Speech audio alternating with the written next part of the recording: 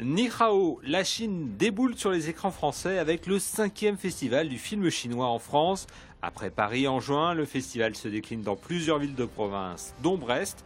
L'occasion de découvrir une dizaine de films de l'Empire de Milieu. Particularité de ce festival, présenter les toutes dernières sorties. Tous ces films sont récents, c'est-à-dire qu'on ne va pas chercher des films qui sont sortis il y a 3 ans sur les écrans, ce sont des films qui correspondent à la production actuelle. Tous les films de cette programmation sont tous sortis sur les écrans chinois en 2014 et pendant le premier trimestre 2015. Il y a plus de 600 films qui sont produits tous les ans, tous ne sont pas bons évidemment, il faut faire un petit peu le tri.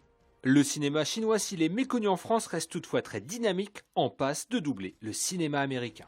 Tous les ans en Chine, il y a 6 000 nouveaux écrans qui apparaissent, 16,2 nouveaux écrans tous les jours, un box-office qui augmente de 30% depuis 10 ans et depuis 2-3 ans maintenant, qui est plus près du 40%, que c'est le 2e marché de la planète et que d'ici 2018, ce sera le 1er marché du cinéma au monde devant les États-Unis. Il faut savoir que le public est extrêmement jeune.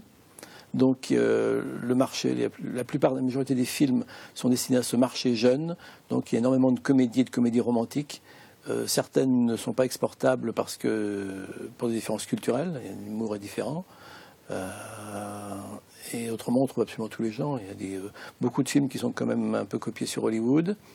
Et autrement, il y a des films qui ont un caractère vraiment spécifiquement chinois, les films de wuxia, d'arts martiaux, films historiques, même dans les comédies, dans les comédies romantiques, il y a aussi un caractère chinois, quelque chose en plus de différent. Le festival du film chinois avec l'Institut Confucius, c'est au cinéma Les Studios jusqu'au